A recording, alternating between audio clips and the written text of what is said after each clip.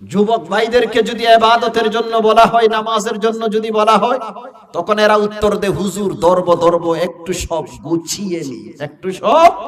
গুছিয়ে নি তারপর নামাজ ধরব। আপনি গুছাইতে নামাজ ধরতে মানুষ যদি আপনার নামাজ ধরে ফেলে কি অবস্থা হবে একটু চিন্তা করে দেখুন। আমার যুবক ভাইয়েরা, আপনি যে বলতেছেন ধরব, আজকে রাত্রে যদি আপনার মৃত্যু চলে আসে, আগামীকাল 10টায় তো আপনার জানাজা হয়ে যাবে, তাহলে আপনি নামাজ ধরার আগে এলাকার পাবলিকরা তো আপনার নামাজ ধরিয়ে ফেলেছে। সেজন্য যুবক ভাইদেরকে বলবো, এখন থেকে আমরা ইবাদত বন্দেগীতে লেগে যাই, নিজের যৌবন কালটাকে আল্লাহর ইবাদতে ব্যয় করি। আর কিছু মুরব্বী ভাইরা তো এমন আছে, তাদের ছোট ছোট বাচ্চারা যখন ইবাদত বন্দেগী করে, তখন তাদেরকে মুখের উপর বলে দেয়, তোদের কি এখনো ইবাদতের সময় হয়েছে? এটা তো তোদের পড়াশোনা করার সময়, এটা তো তোদের পড়াশোনা করার সময়, এটা তো ইবাদতের সময় নয়। ইবাদতের সময় হচ্ছে বুড়ো হয়ে যাবার পর। প্রত্যেক শাসক যদি তার অধীনস্থদের উপর ন্যায় বিচার করে, আল্লাহর রাসূল সাল্লাল্লাহু আলাইহি ওয়াসাল্লাম ইরশাদ করেছেন, তাদেরকে কাল হাসরের ময়দানে মহান রব্বুল আলামিন আপন আরশের নিচে ছায়া দান করবে, যেদিন আরশের ছায়া ব্যতীত আর কোনো ছায়া থাকবে না। হাদিস শরীফে আছে, জনাবে মুহাম্মদুর রাসূলুল্লাহ সাল্লাল্লাহু আলাইহি ওয়াসাল্লাম ইরশাদ করেছেন, ক্বালা রাসূলুল্লাহি সাল্লাল্লাহু আলাইহি ওয়াসাল্লাম, কুল্লুকুম রাঈন ওয়া কুল্লুকুম মাসউলুন আন রাইয়াতি, আও কামা ক্বালান নবিয়্যু আলাইহিস সালাতু ওয়াস সালাম। আল্লাহর রাসূল সাল্লাল্লাহু আলাইহি ওয়াসাল্লাম ইরশাদ করেছেন, তোমাদের প্রত্যেকেই শাসক, তোমাদের প্রত্যেককেই তার অধীনস্থের ব্যাপারে জিজ্ঞাসা করা হবে। তোমাদের প্রত্যেকেই শাসক, তোমাদের প্রত্যেককেই তার অধীনস্থের ব্যাপারে জিজ্ঞাসা করা হবে। সেজন্য শাসন ক্ষমতা পাওয়া এটা বড় কিছু নয়, দায়িত্ব কর্তৃত্ব পাওয়া এটা সফলতার লক্ষণ নয়, বরং দায়িত্ব পাওয়ার পর, শাসন ক্ষমতা পাওয়ার পর সৎ শাসন করতে পারা, এটাই হলো সফলতার লক্ষণ। দায়িত্ব পাওয়া, নেতৃত্ব পাওয়া, ক্ষমতা পাওয়া এটা সফলতার লক্ষণ নয়। দায়িত্ব পাওয়ার পর, নেতৃত্ব পাওয়ার পর, ক্ষমতা পাওয়ার পর জনগণের উপর সৎ শাসন করতে পারা, এটাই হলো সফলতার লক্ষণ। কারণ আপনি যদি ক্ষমতা পেয়ে প্রজাগণের উপর সৎ শাসন করতে না পারেন, আপনার এই ক্ষমতা আপনাকে জাহান্নামের গর্ত পর্যন্ত পৌঁছিয়ে দিবে। হাদিস শরীফে আছে, জনাবে মুহাম্মদুর রাসূলুল্লাহ সাল্লাল্লাহু আলাইহি ওয়াসাল্লাম ইরশাদ করেছেন, ক্বালা রাসূলুল্লাহি সাল্লাল্লাহু আলাইহি ওয়াসাল্লাম, ইন্নাকুম সাতাহরিসুনা আলাল ইমারা ওয়া সাতাকুনু নাদামাতান ইয়াউমাল কিয়ামাহ, আও কামা ক্বালান নবিয়্যু আলাইহিস সালাতু ওয়াস সালাম। আল্লাহর রাসূল বলেন, তোমরা ক্ষমতার জন্য লালায়িত, ক্ষমতার জন্য তোমরা পাগল, কিন্তু তোমার এই ক্ষমতা তোমাকে কাল পরকালে হাসরের ময়দানে তোমার এই ক্ষমতা তোমার জন্য লজ্জার কারণ হয়ে দাঁড়াবে। তোমরা ক্ষমতার জন্য লালায়িত, এই ক্ষমতা কাল হাসরের ময়দানে তোমাদের জন্য লজ্জার কারণ হয়ে দাঁড়াবে। এর অর্থ হলো, ক্ষমতা পাওয়ার পর, নেতৃত্ব পাওয়ার পর যদি অধীনস্থদের উপর ন্যায় বিচার করতে না পারেন, আপনার এই ক্ষমতা কাল হাসরের ময়দানে আপনাকে জাহান্নামের গর্ত পর্যন্ত পৌঁছিয়ে দিবে। এটা হবে আপনার জন্য লজ্জার কারণ। মুহতারাম হাজিরিন, একথা ভুলে গেলে চলবে না। আল্লাহ পাক রব্বুল আলামিন জালেমদেরকে ছাড় দেন, ছেড়ে দেন না। আল্লাহ জালেমদেরকে ছাড় দেন, ছেড়ে দেন না। ইতিহাস সাক্ষী, পৃথিবীর এক জালেমের নাম ছিল ফেরাউন, আল্লাহ তাকে ছেড়ে দেননি। আরেক জালেমের নাম ছিল কারুন, আল্লাহ তাকেও ছেড়ে দেননি। আরেক জালেমের নাম ছিল হাজ্জাজ ইবনে ইউসুফ, 1,20,000 আল্লাহর ওলি বুজুর্গকে হত্যা করেছে, তার পরিণতিও কিন্তু ভালো হয়নি। ঠিক তেমনি ভাবে হযরত ওসমান রাদিয়াল্লাহু তাআলা আনহুকে যারা শহীদ করেছে, হযরত হুসাইন রাদিয়াল্লাহু তাআলা আনহুকে যারা শহীদ করেছে, এই কাতিলিন যারা, হত্যাকারী যারা, তাদের পরিণতিও ভালো হয়নি। কাউকে আল্লাহ পাগল করে দিয়েছে, কাউকে আল্লাহ দুরারোগ্য বেদি দিয়ে আক্রান্ত করে মেরেছে। তাহলে ইতিহাস সাক্ষী, জুলুম নির্যাতন এটার পরিণাম খুব ভয়াবহ। আল্লাহ জালেমদেরকে ছাড় দেন, ছেড়ে দেন না। এই পৃথিবীতে যারা প্রতাপশালী রাজা বাদশা আছে, তাদেরকে বলে দিতে চাই, আপনারা যদি আপনাদের প্রজাগণের উপর জুলুম নির্যাতনের স্টিম রোলার চালান, তাহলে আপনাদের পরিণতিও ভালো হবে না। আল্লাহর রাসূল বলেন, 7 শ্রেণীর মানুষকে আল্লাহ পাক রব্বুল আলামিন কাল হাসরের ময়দানে আরশের নিচে ছায়া দান করবে। তার মধ্য থেকে সর্বপ্রথম হলো ইমামুন আদিলুন, ন্যায় বিচারক, শাসক। শাসক যদি ন্যায় বিচার যদি না করে, তার পরিণতি কিন্তু ভালো হবে না। পবিত্র কোরআনে আল্লাহ তাআলা জালিমদের ব্যাপারে বলেছেন, লানাতুল্লাহি আলাল যালিমিন, জালিমদের উপর আল্লাহ তাআলার লানত। আরেক আয়াতে আল্লাহ তাআলা বলেন, ইয়াউমা লা ইয়ানফাউয যালিমিনা মাযিরাতুহুম ওয়া লাহুমুল লা'নাতু ওয়া লাহুম সুউদ দার। কাল হাসরের ময়দানে জালিমদের কোনো উজর আপত্তি তাদের কাজে আসবে না। জালিমদের কোনো উজর আপত্তি কাল হাসরের ময়দানে তাদের কাজে আসবে না। ওয়া লাহুমুল লা'নাতু ওয়া লাহুম সুউদ দার, তাদের জন্য রয়েছে লানত এবং তাদের জন্য রয়েছে মন্দ আবাস। এটা কার কথা? আল্লাহর কথা। হাদিস শরীফে জালিমদের ব্যাপারে আল্লাহর রাসূল সাল্লাল্লাহু আলাইহি ওয়াসাল্লাম সুস্পষ্ট ভাষায় বলেছেন, ওয়াইলুল লিল উমারা, যেই সমস্ত আমির, যেই সমস্ত শাসক হলো জালেম, তাদের জন্য ধ্বংস অনিবার্য, তাদের জন্য ধ্বংস অনিবার্য। আরেক হাদিসে আছে আল্লাহর রাসূল বলেন, قال رسول الله صلى الله عليه وسلم إن أشد الناس عذابا يوم القيامة إمام جائر أو كما قال النبي عليه الصلاة والسلام। আল্লাহ রাসূল বলেন, কাল হাসরের ময়দানে আল্লাহ তাআলার নিকট সবচেয়ে বেশি শাস্তির সম্মুখীন হবে, আযাবের সম্মুখীন হবে ইমামুন জাইরুন, ইমামুন জাইরুন, ইমামুন জাইরুন, জালিম শাসক কাল হাসরের ময়দানে সবচেয়ে কঠিন আযাবের সম্মুখীন হবে। এখন রয়ে গেল আমাদের সমাজে কিছু নেতা আছে, কুসরা দলের নেতা, তার দলের মধ্যে 3-4 জন আছে, সে হলো এদের নেতা। এরা বলে, হুজুর কাল হাসরের ময়দানে নেতাদেরকে হিসাব নিকাশ দিতে হবে আল্লাহর সামনে। আমরা যারা কুসরা দলের নেতা আছি, আমাদেরও কি হিসাব নিকাশ দিতে হবে? হাদিস শরীফে আছে, জনাবে মুহাম্মদুর রাসূলুল্লাহ সাল্লাল্লাহু আলাইহি ওয়াসাল্লাম ইরশাদ করেছেন, ক্বালা রাসূলুল্লাহি সাল্লাল্লাহু আলাইহি ওয়াসাল্লাম, মা মিন আমিরি আশারা ওয়া হুয়া ইউতা ইয়াউমাল কিয়ামাতি মাগলুলা হাত্তা ইয়াফুক্কাহুল আদলু আও ইউবিকাহুল জাওর আও কামা ক্বালা আন-নাবিয়্যু আলাইহিস সালাতু ওয়াস সালাম।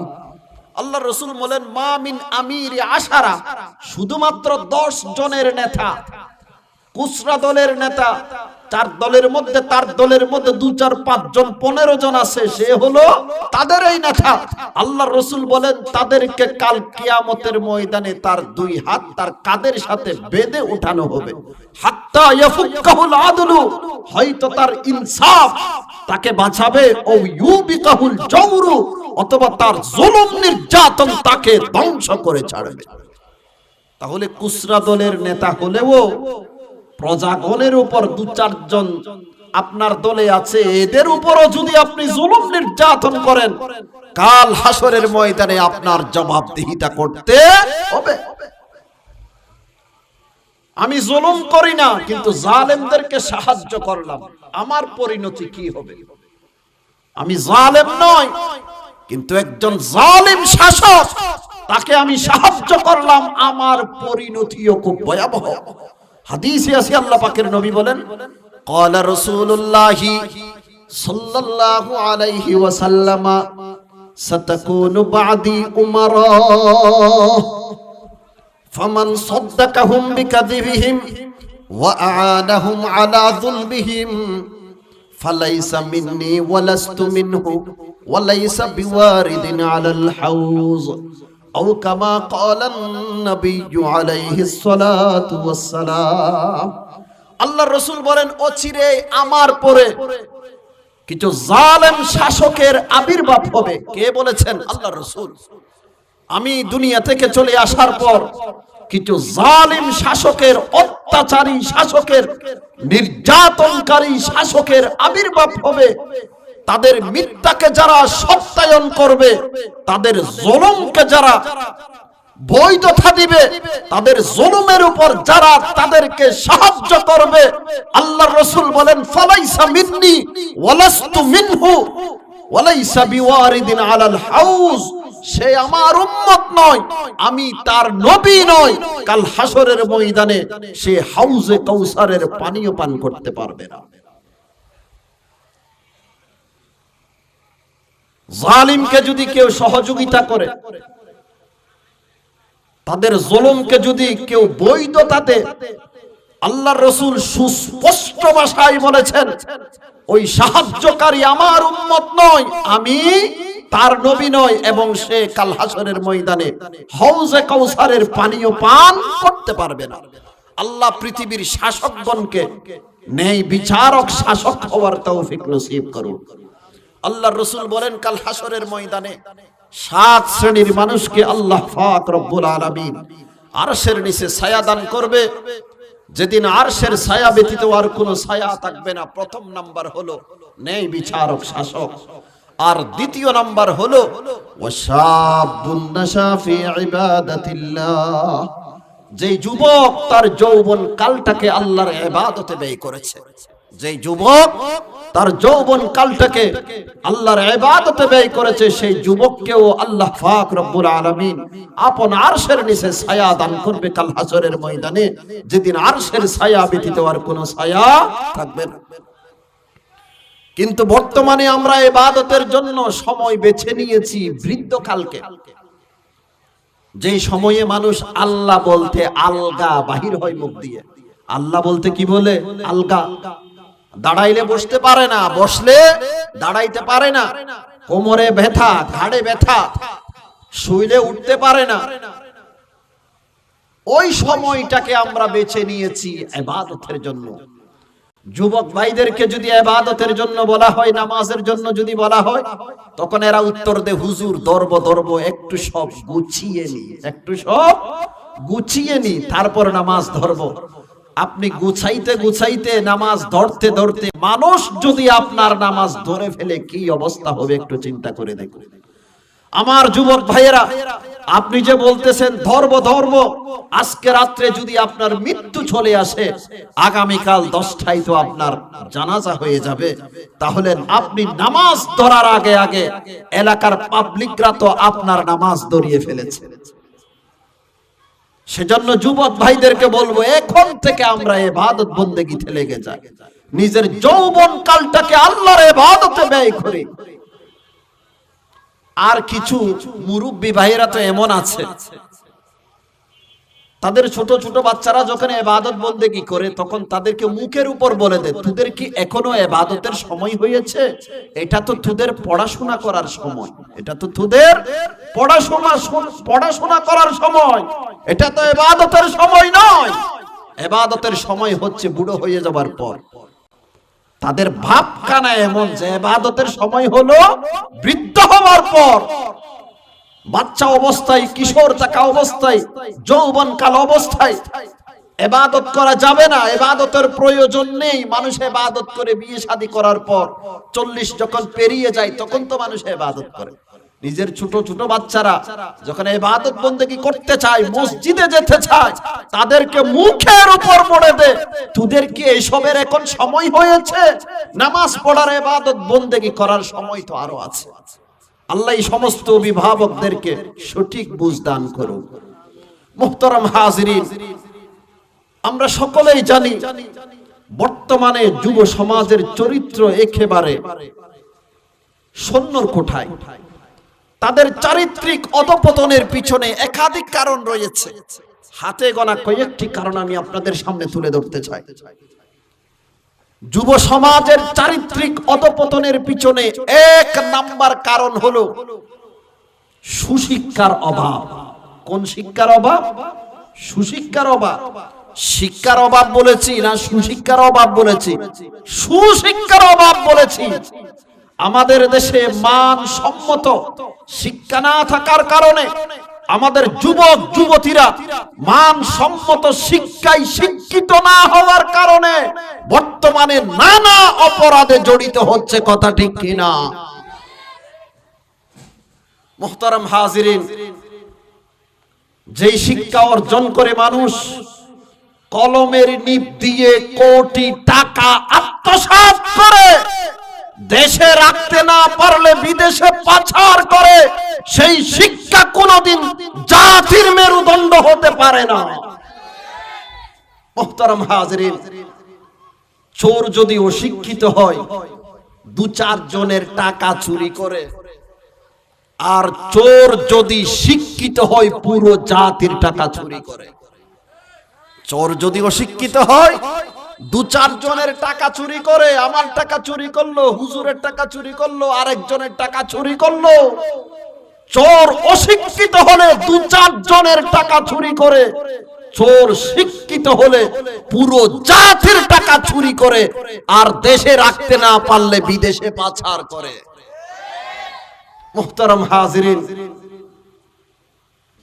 আমার যুবক ভাইদেরকে সুস্পষ্ট ভাষায় বলবো, বুড়ো হওয়ার জন্য চিন্তা করবেন না যে ইবাদত বৃদ্ধ হয়ে যাওয়ার পরে করব, ওই চিন্তা করবেন না। কারণ আসার জন্য সিরিয়াল আছে, যাওয়ার জন্য কোনো সিরিয়াল নাই।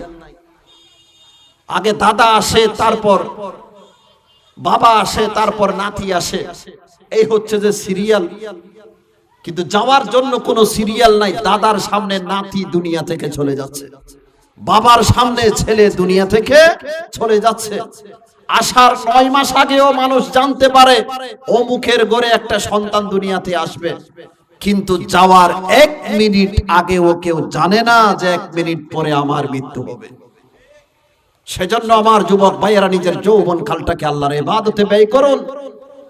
আল্লাহর রাসূল সাল্লাল্লাহু আলাইহি ওয়াসাল্লামের এই বেশারত অর্জন করুন যে কাল হাসরের ময়দানে সেই যুবককে আল্লাহ আরশের নিচে ছায়া দান করবে, যেদিন আরশের ছায়া ব্যতীত আর কোনো ছায়া থাকবে না।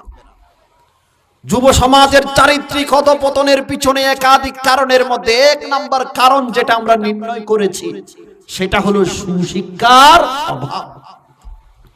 যে শিক্ষা সিলেবাসে শরীফ শরীফার গল্প আছে, সেই শিক্ষা পড়ে, সেই শিক্ষা অর্জন করে কোনদিন যুব সমাজ চরিত্রবান হতে পারে না। মুহতারাম হাজিরিন, আপনারা শুনেছেন ট্রান্সজেন্ডার, একটা কথা আপনাদের কানে আমাদের কানে এসেছে। ট্রান্সজেন্ডার মানে কি? ট্রান্স মানে পরিবর্তন, জেন্ডার মানে লিঙ্গ। লিঙ্গ পরিবর্তন মতবাদ, লিঙ্গ পরিবর্তন মতবাদ। আমরা সকলেই জানি আল্লাহ পাক রব্বুল আলামিন নারী পুরুষকে ভিন্ন ভিন্ন গঠন দিয়ে সৃষ্টি করেছে। নারী পুরুষকে ভিন্ন ভিন্ন গঠন দিয়ে সৃষ্টি করেছে, কিন্তু ট্রান্সজেন্ডার মতবাদ যারা পোষণ করে তারা বলেন যে না, লিঙ্গ এটা নারী পুরুষ দুজনের মাঝে পৃথক করার বিষয় লিঙ্গ না, বরং সেটা মনের বিষয়। সেটা কিসের বিষয়? মনের বিষয়। নারী যদি মনে করে আমি পুরুষ, তাহলে সে পুরুষ। পুরুষ যদি মনে করে আমি নারী, তাহলে সে নারী।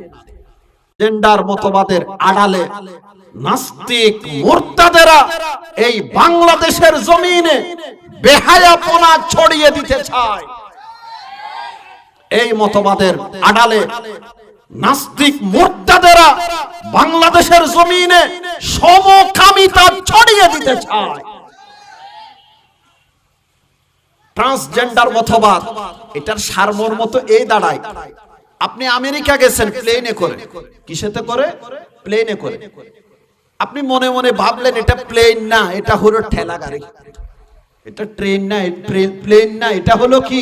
ঠেলা গাড়ি। বাস আমি মনে করছি প্লেনটাকে ঠেলা গাড়ি, তাহলে সেটা ঠেলা গাড়ি হয়ে গেল এবং সমাজ এটাকে মেনে নিতে হবে। মানবেন আপনারা? মানবেন আপনারা? মুরগির ঘরে কুড়ার আড়াইলের মধ্যে একটা শিয়াল দৌড়ে চলে আসলো। তখন মুরগি বলল শিয়ালকে, আপনি তো আমাদের জাতি ভাই না, আপনি এখানে আসলেন কেন? তখন শিয়াল বলল, আমি মনে মনে ভাবলাম আমি মুরগি, সেজন্য তোমাদের কাছে চলে এসেছি। আমি মনে মনে ভাবলাম আমি মুরগি, সেজন্য তোমাদের কাছে চলে এসেছি। মুরগি কোনোদিন এই যুক্তি মেনে নিবে না। মুরগি পর্যন্ত আপনাদের যুক্তি মানে না, মানুষ কিভাবে আপনাদের এই কথা মানবে? মুহতারাম হাজিরিন, ট্রান্সজেন্ডার মতবাদ বাংলাদেশে যদি বাস্তবায়ন হয়, এই বাংলাদেশের জমিনে মানুষ মানুষ থাকবে না, মানুষের চরিত্র পশুর চরিত্রে পরিণত হয়ে যাবে। তাওহীদি জনতার অন্তরে এক ফোঁটা রক্ত থাকতে ট্রান্সজেন্ডার মতবাদ এই বাংলাদেশের জমিনে বাস্তবায়ন করতে দেওয়া হবে না। মুহতারাম হাজিরিন, যুব সমাজের চারিত্রিক অধঃপতনের পিছনে একাধিক কারণের মধ্যে এক নাম্বার কারণ হলো সুশিক্ষার অভাব। দ্বিতীয় নাম্বার কারণ হলো মা বাবাদের অসতর্কতা। আমাদের সমাজে যারা মা বাবা আছে, অভিভাবক আছে, সন্তান কোথায় যায়, কোত্থেকে আসে, কার সাথে চলাফেরা করে, জীবনে কোনোদিন জিজ্ঞাসা করেছে? না। এমনকি তার মেয়ে শুক্রবারে মাকে বলে, আম্মু আমি একটু স্কুলে যাব। আমি কোথায় যাব? স্কুলে যাব। কোন দিন? জুমাবার, শুক্রবারে। কারণ স্যারের কাছে প্রাইভেট পড়বে, সেজন্য স্কুলে যাবে। কোচিং করবে, সেজন্য স্কুলে যাবে। মাও অনুমতি দিয়ে দিল। মেয়ে স্কুলের ড্রেস পরিধান করে ঘর থেকে বের হয়ে গেল জুমার দিন। বয়ফ্রেন্ডের বাড়িতে গিয়ে স্কুলের ড্রেস পরিবর্তন করে বয়ফ্রেন্ডের সাথে ঘুরতে চলে গেল। রাত 10টার সময় ঘরে আসছে। মা জিজ্ঞাসা করলো, প্রতিদিন তো তুমি 5টার সময় ঘরে আসো, আজকে রাত 10টার সময় কেন তুমি ঘরে ফিরেছো? তখন সে উত্তর দিল, মা আপনি জানেন না সামনে পরীক্ষা, 2 দিনের ক্লাস স্যার একদিনে নিয়েছে।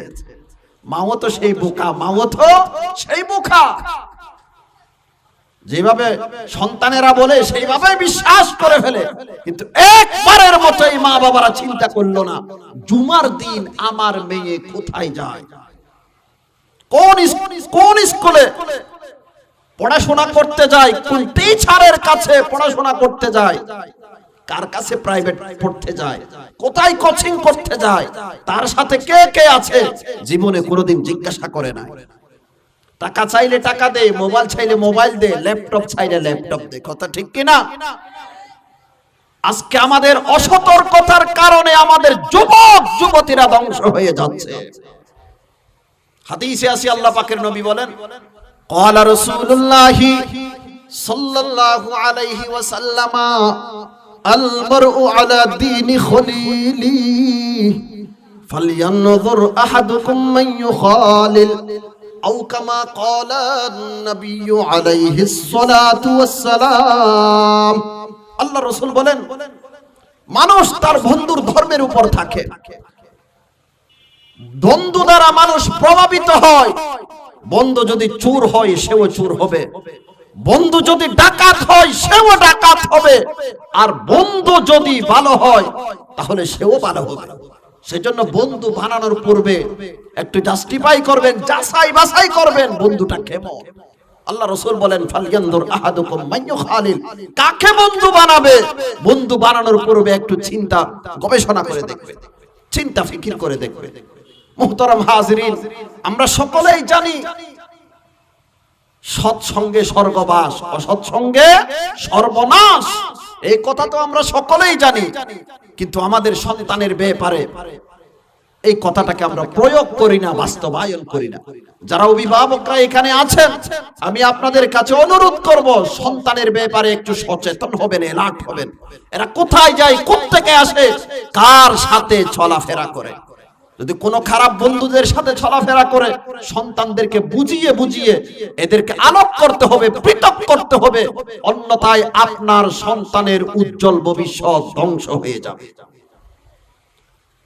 যুব সমাজের চারিত্রিক অধপতনের পিছনে আরেকটি কারণ হলো প্রযুক্তির অপব্যবহার।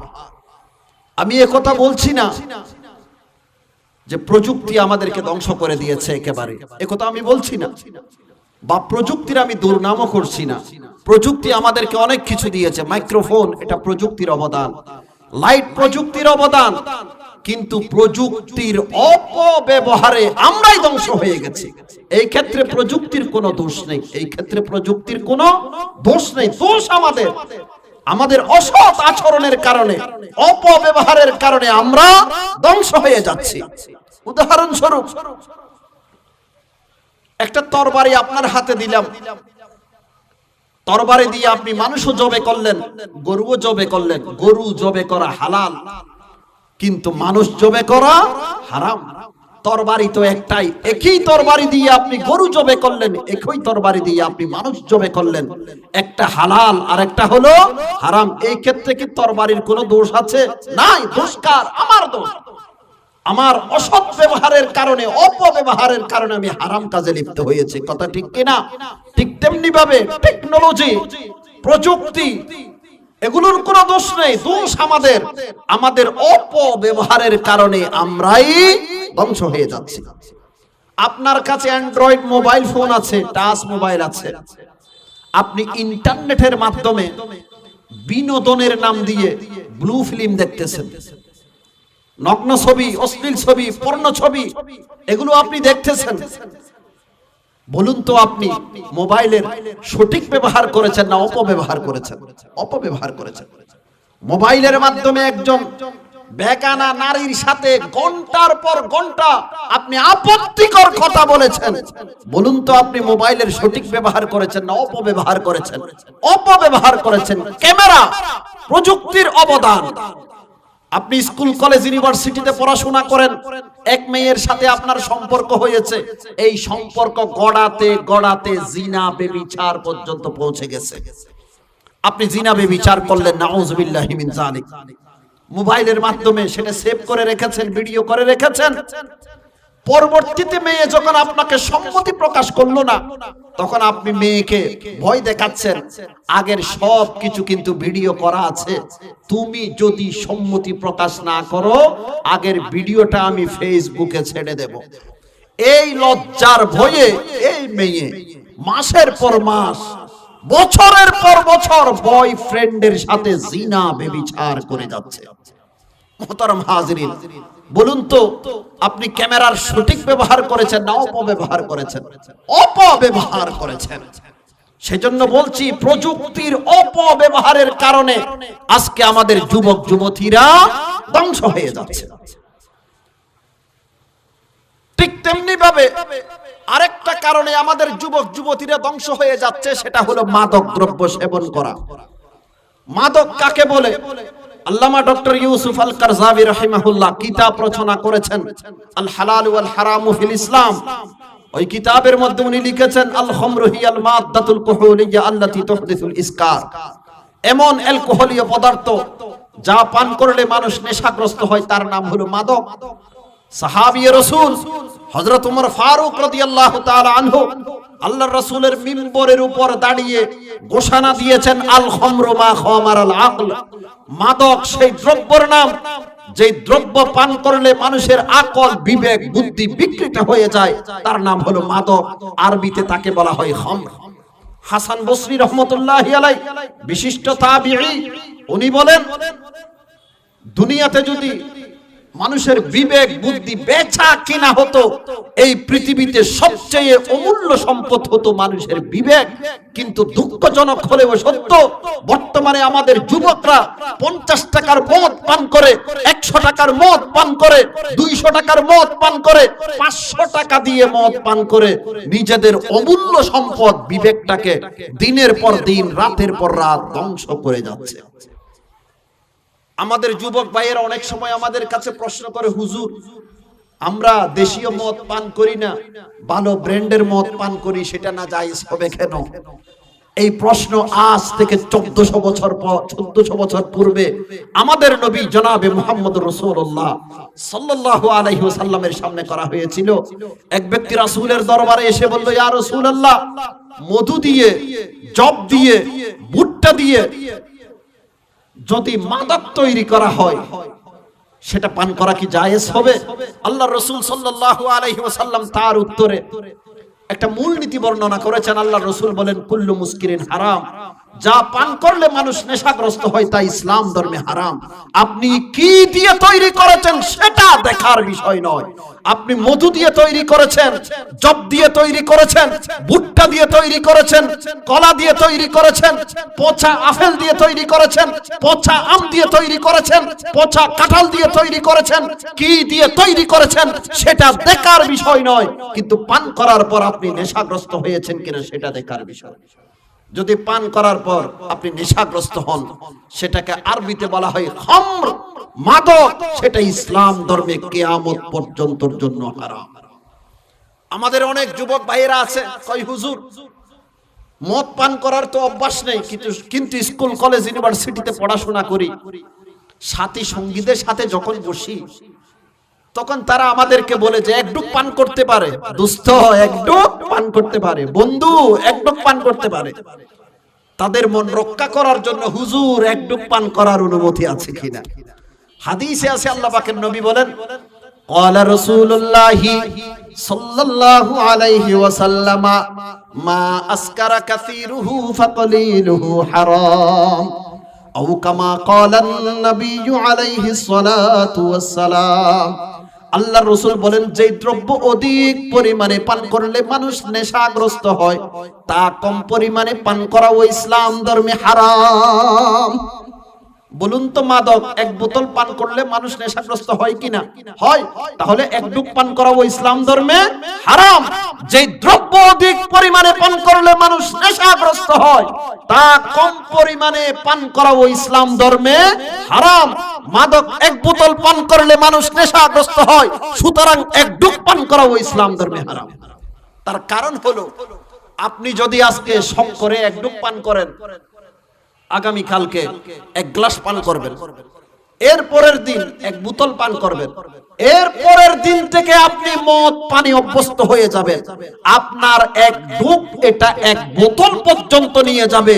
সেজন্য আল্লাহর রাসূল বলেন, এক বোতল পান করা যেমনি ভাবে হারাম, এক ডুব পান করাও তেমনি ভাবে ইসলাম ধর্মে হারাম। ইসলামের পূর্বে জাহিলি যুগে, বর্বরতার যুগে আরবরা মদ পানে অভ্যস্ত ছিল।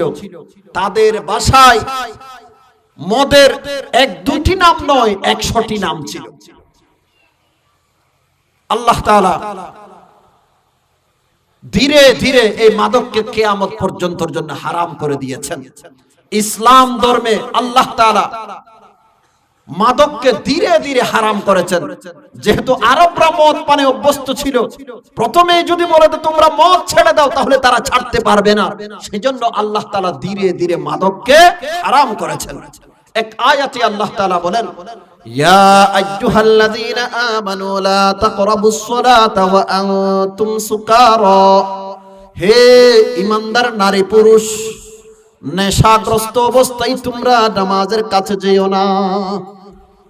মদ ছেড়ে দাও, নেশা ছেড়ে দাও, এই কথা বলেছে না, বলেছে নেশাগ্রস্ত অবস্থায় তোমরা নামাজের কাছে যেও না। এটা প্রথম আয়াত। এরপর আরেকটি আয়াত আল্লাহ নাযিল করেছেন, ইয়াসআলুনাকা আনিল খামরি ওয়াল মাইসিরি কুল ফীহিমা ইসমুন কাবীরুন ওয়া মানাফিউ লিন-নাস ওয়া ইসমুহুমা আকবারু মিন নাফইহিমা হে আমার প্রিয় হাবিব, আপনার কাছে মদ এবং জুয়া সম্পর্কে তারা জিজ্ঞাসা করবে, তাদেরকে আপনি বলে দিন মদ জুয়ার মধ্যে গুনাহও আছে উপকারও আছে, তবে গুনাহের পরিমাণ উপকারের চেয়ে বেশি। এখনো স্পষ্টভাবে নিষেধ করেনি আল্লাহ। এরপর সূরা মায়েদার 90 আর 91 নম্বর আয়াতের মাধ্যমে আল্লাহ পাক রব্বুল আলামিন কিয়ামত পর্যন্তর জন্য মাদককে হারাম করে দিয়েছেন। আল্লাহ তাআলা বলেন, ইয়া আইয়ুহাল্লাযীনা আমানু ইন্নামাল খামরু ওয়াল মাইসিরু ওয়াল আনসাবু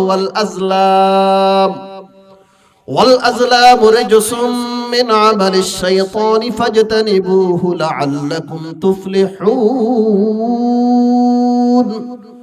إنما يريد الشيطان أن يوقع بينكم العداوة والبغضاء في الخمر والميسر ويصدكم عن ذكر الله وعن الصلاة فهل أنتم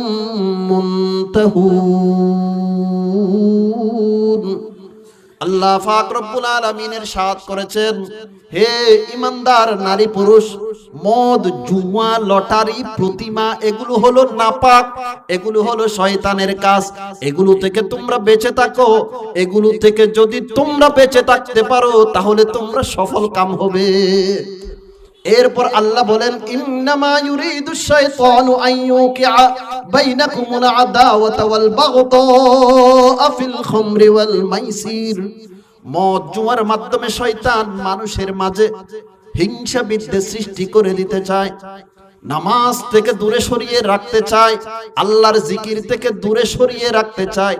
মদ জুয়ার মধ্যে এত খারাপই থাকা সত্ত্বেও তোমরা কি এগুলো নিয়ে ব্যস্ত থাকবে? এগুলো থেকে কি ফিরে আসবে না? ফাহাল আনতুম মুনতাহুন, আই ইনতাহু ইনতাহু ইনতাহু, এগুলো থেকে বেঁচে থাকো, এগুলো পরিহার করো, এগুলো থেকে ফিরে থাকো, বেঁচে থাকো এগুলো থেকে। আল্লামা তিবি রহমতুল্লাহি আলাইহি মিশকাত শরীফের ব্যাখ্যাকারী কিতাব রচনা করেছেন আল কাশিফ আন হাকাইকিস সুনান, যেটা শরহুত তিবি হিসেবে প্রসিদ্ধ। মিশকাত শরীফের হাসিয়াতে লেখা আছে শরহুত তিবি, শরহুত তিবি, শরহুত তিবি। মূল কিতাবের নাম আল কাশিফ আন হাকাইকিস সুনান। ওই কিতাবের মধ্যে লিখেছে, এই দুই আয়াতের মধ্যে আল্লাহ পাক রব্বুল আলামিন মাদক হারাম হওয়ার উপর 7টি দলিল বর্ণনা করেছে। কতটা দলিল? 7টা দলিল দিয়েছে এই দুই আয়াতের মধ্যে, বলার সময় নেই।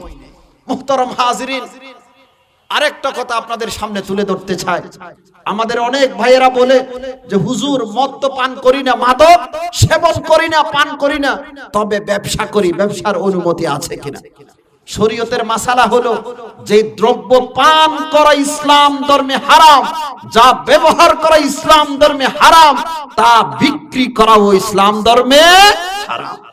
হাদিসে আছে, হযরত আনাস রাদিয়াল্লাহু তাআলা আনহু থেকে বর্ণিত, উনি বলেন, মদের সাথে সম্পৃক্ত 10 শ্রেণীর মানুষের উপর মুহাম্মদুর রাসূলুল্লাহ সাল্লাল্লাহু আলাইহি ওয়াসাল্লাম লানত করেছেন। কত শ্রেণীর মানুষ? কত শ্রেণীর মানুষ? 10 শ্রেণীর মানুষ।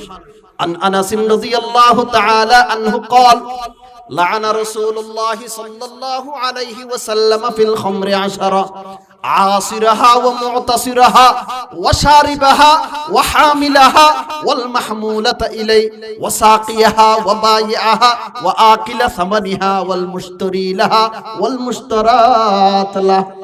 আল্লাহর রাসূলের সাহাবী হযরত আনাস রাদিয়াল্লাহু তাআলা আনহু থেকে বর্ণিত, উনি বলেন, মদের সাথে সম্পৃক্ত 10 শ্রেণীর মানুষের উপর মুহাম্মদুর রাসূলুল্লাহ সাল্লাল্লাহু আলাইহি ওয়াসাল্লাম লানত করেছেন।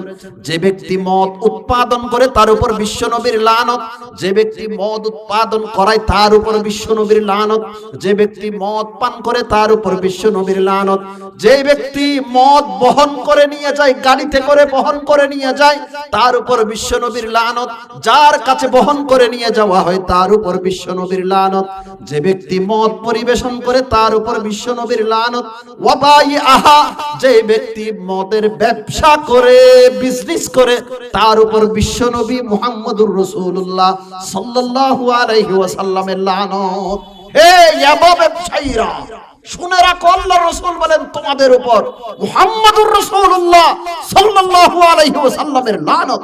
ওয়া বাইআহা ওয়া বাইআহা ওয়া বাইআহা, মদের ব্যবসাকারী যারা আছে, বিজনেস যারা করে, তাদের উপর মুহাম্মদুর রাসূলুল্লাহর লানত। যেই ব্যক্তি মদের ব্যবসা করে, টাকা উপার্জন করে, ওই টাকা বক্ষণ করে, তার উপর মুহাম্মদুর রাসূলুল্লাহর লানত। এরপর আল্লাহর রাসূল বলেন ওয়াল মুশতারি লাহু ওয়াল মুশতারাত লাহ, যেই ব্যক্তি মদ ক্রয় করে তার উপর বিশ্ব নবীর লানত, যার জন্য ক্রয় করা হয় তার উপর বিশ্ব নবীর লানত। একজনকেও ছাড়ে নাই মদের সাথে সম্পৃক্ত 10 শ্রেণীর মানুষের উপর মুহাম্মদুর রাসূলুল্লাহ সাল্লাল্লাহু আলাইহি ওয়াসাল্লামের অভিশাপ। মুহতারাম হাজিরিন, সাহাবী রাসূল হযরত ওসমান গনি রাদিয়াল্লাহু তাআলা আনহু ইরশাদ করেছেন, ইজতানিবুল খামরা ফাইন্নাহা উম্মুল খাবায়েস, মাদক থেকে বেঁচে থাকো, মদ পরিহার করো, কারণ সমস্ত অপকর্মের মূল হলো মাদক। সমস্ত অপকর্মের মূল হলো মাদক। মদ এটা সিঙ্গেল গুনাহ নয়, মাদক সিঙ্গেল গুনাহ নয়। কেউ যদি মদ পান করে একাধিক কবিরা গুনাহ তার থেকে সংগঠিত হয়। একটা উদাহরণ দিলে সহজেই বুঝতে পারবেন। নাসাই শরীফের হাদিস, আল্লাহর এক বুজুর্গ, ওনার উপর এক বেশ্যা মহিলা আশিক হয়েছে। বুজুর্গকে বলল, হুজুর আপনি একটু আমার বাড়িতে আসেন, আপনার হাতে হাত দিয়ে আমি ইসলাম ধর্ম গ্রহণ করব। বুজুর্গ মানুষ সাধারণত একটু সাদা সিধা হয়। ওই মেয়ের কথা বুঝতে না পেরে বুজুর্গ মানুষ মেয়ের বাড়িতে গেল। যাওয়ার পর এই বেশ্যা মহিলা দরজা জানালা বন্ধ করে দিল। বন্ধ করে দিয়ে বলতেছে যে আমি ইসলাম ধর্ম গ্রহণ করার জন্য আপনাকে ইনভাইট করিনি, আপনাকে আমি দাওয়াত করেছি 3 কাজ থেকে যে কোনো একটা কাজ করার জন্য। 1 নাম্বার কাজ হলো লিতাকা আলাইয়া, আমার সাথে জিনা করার জন্য। 2 নাম্বার, এখানে একটা মদের বোতল আছে, এই 1 বোতল মদ আপনার পান করতে হবে। 3 নাম্বার, এখানে একটা ছোট বাচ্চা আছে, তরবারি দিয়ে তাকে 2 টুকরা করতে হবে। এই 3 কাজ থেকে যে কোনো একটা কাজ করতে পারলে আপনাকে ছেড়ে দেব। আপনার মুক্তিপণ হলো 3 কাজ থেকে যে কোনো একটা কাজ। বুজুর্গ মানুষ চিন্তা করলো, বেশ্যা মহিলা, তার সাথে আমি জিনা কেন করব? ছোট বাচ্চা, মাসুম বাচ্চা, তাকে আমি 2 টুকরা কেন করব? মদ পান করা হারাম বুঝলাম, কিন্তু জান তো বাঁচাতে হবে, জান তো বাঁচাতে হবে, প্রাণ তো বাঁচাতে হবে। আপাতত খেয়ে নি, পান করে নি, পরবর্তীতে আল্লাহর কাছে ক্ষমা চেয়ে নেব। 3 গুনার মধ্যে সবচেয়ে হালকা মনে করেছে কোন গুনাহকে? মদ পান করাকে। 3 গুনাহ কি কি? জিনা করা, বাচ্চাকে হত্যা করা, মদ পান করা। এই 3 গুনার মধ্যে সবচেয়ে হালকা মনে করেছে মদ পান করাকে। এরপর মদ পান করেছে, 1 বোতল পান করার পর মাথার তাপ তো ঠিক আছে নি? ঠিক তো নাই। 1 বোতল পান করার পর সে নেশাগ্রস্ত হয়ে গেছে, বলল যে জিদুনি, আর 1 বোতল দাও। 2 বোতল পান করছে, মাথা ঠিক আছে নি? নাই। এই নেশাগ্রস্ত অবস্থায় ওই লোকটা ওই বেশ্যা মহিলার সাথে জিনা করেছে। ওই বুজুর্গ ওই বেশ্যা মহিলার সাথে জিনা করেছে, তরবারি দিয়ে বাচ্চাটাকে 2 টুকরা করেছে। মদ পান করেছিল 2 গুনাহ থেকে বাঁচার জন্য, মদ পান করে ওই 2 গুনাহ করতে সে বাধ্য হয়েছে। সেজন্য সাহাবী রাসূল ওসমান গনি রাদিয়াল্লাহু তাআলা আনহু বলেন, ইজতানিবুল খামরা ফাইন্নাহা উম্মুল খাবায়েস, মাদক থেকে বেঁচে থাকো, সমস্ত অপকর্মের মূল হলো মাদক। সমস্ত অপকর্মের মূল হলো মাদক। হাদিসে আছে, মুসলিম শরীফের হাদিস, আল্লাহ রাসূল বলেন, ক্বালা রাসূলুল্লাহি সাল্লাল্লাহু আলাইহি ওয়াসাল্লাম, কুল্লু মুসকিরিন হারাম ওয়া ইন্না আলাল্লাহি আযজা ওয়া জাল্লা আহাদান লিমান ইয়াশরাবুল মুসকিরা আন ইয়াসকিয়াহু মিন তিনাতিল খাবাল। ক্বালু ইয়া রাসূলুল্লাহ ওয়া মা তিনাতুল খাবাল? قال عرق أهل النار أو عصارة أهل النار أو كما قال النبي عليه الصلاة والسلام। মুসলিম শরীফের হাদিস। আল্লাহ রাসূল বলেন, যত জিনিস পান করলে মানুষ নেশাগ্রস্ত হয় সব কিছু ইসলাম ধর্মে হারাম। কোন মদদি, কোন গাজাটি, কোন নেশাখোর তাওবা ব্যতীত যদি ইন্তিকাল করে, আল্লাহ তাআলার ওয়াদা কাল হাসরের ময়দানে আল্লাহ পাক রব্বুল আলামিন তাকে তিনাতুল খাবাল পান করাবে। সাহাবায়ে কেরাম জিজ্ঞাসা করলো, ওয়া মা তিনাতুল খাবাল, ইয়া রাসূলুল্লাহ তিনাতুল খাবাল কাকে বলে? আল্লাহর রাসূল উত্তর দিলেন, আরাকু আহলিন নার ও উসারাতু আহলিন নার। তিনাতুল খাবাল মানে জাহান্নামীদের গায়ের ঘাম। তিনাতুল খাবাল মানে জাহান্নামীদের কতস্থান থেকে যে রক্ত বা পুঁজ বাহির হয় সেগুলোকে বলা হয় তিনাতুল খাবাল। কোন মদদি, কোন গাজাটি, কোন নেশাখোর তওবা করা ব্যতীত যদি ইন্তিকাল করে, কাল হাসরের ময়দানে আল্লাহ পাক রব্বুল আলামিন তাকে জাহান্নামীদের ঘাম পান করাবে, জাহান্নামীদের কতস্থান থেকে যে রক্ত পুঁজ বাহির হয় সেগুলো পান করাবে। সর্বশেষ তওবা করা ব্যতীত কোন মদদি যদি ইন্তিকাল করে, তার ঠিকানা হলো জাহান্নাম। আল্লাহর রাসূল বলেন, সালাসাতুন কদ হারামাল্লাহু আলাইহিমুল জান্নাহ, তিন শ্রেণীর মানুষের উপর আল্লাহ জান্নাতকে হারাম করে দিয়েছেন। তার মধ্যে সর্বপ্রথম হলো মুদমিনুল খামর, যারা নিয়মিত মদ পান করে, আল্লাহ রাসূল বলেন তাদের জন্য জান্নাত হারাম। যুব সমাজের চারিত্রিক অধঃপতনের পিছনে একাধিক কারণ, হাতে গোনা কয়েকটি কারণ আমি আপনাদের সামনে তুলে ধরেছি। এক নাম্বার কারণ কি বলেছিলাম, কার মনে আছে? সুশিক্ষার অভাব। দ্বিতীয় নাম্বার কারণ মা বাবাদের অসতর্কতা। তিন নাম্বার কারণ হলো মাদক দ্রব্য সেবন। আল্লাহ পাক রব্বুল আলামিন যেই সমস্ত কারণে আমাদের যুবক যুবতীরা ধ্বংস হয়ে যাচ্ছে সেগুলো থেকে দূরে থাকার তৌফিক নসিব করুন। সাত শ্রেণীর মানুষকে আল্লাহ পাক রব্বুল আলামিন আরশের নিচে ছায়া দান করবে। এক নাম্বার হলো ইমামুন আদিলুন, ন্যায় বিচারক শাসক। দ্বিতীয় নাম্বার হলো ওয়াশাবুন নাশা ফি ইবাদাতিল্লাহ, যেই যুবক তার যৌবন কালটাকে আল্লাহর ইবাদতে ব্যয় করেছে। তিন নাম্বার হলো ওয়ারাজুলুন কলবুহু মুআল্লাকুন ফিল মাসাজিদ, সেই ব্যক্তি যার অন্তর মসজিদের সাথে ঝুলানো।